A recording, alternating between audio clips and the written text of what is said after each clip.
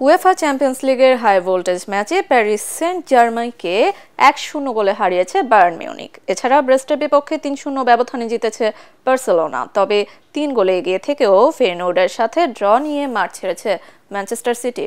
Report করছেন SM. Ashraf.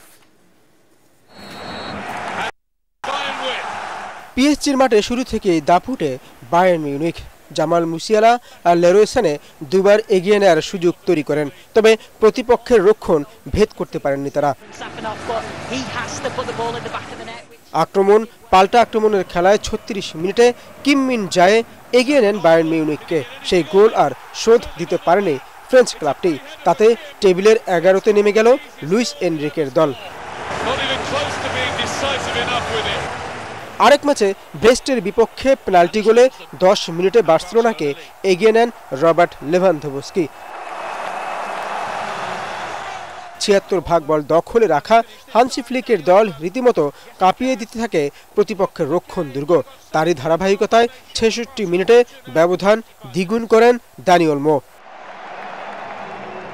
এরপর Polish তারকা ইনজুরি সময়ে নিজের দ্বিতীয় আর দলের হয়ে তৃতীয় গোল করলে বড় জয় পায় বার্সেলোনা। একই সাথে পয়েন্ট টেবিলের 2 উঠে এসেছে তারা। এস.এম. আশরাফ, এটিএন বাংলা।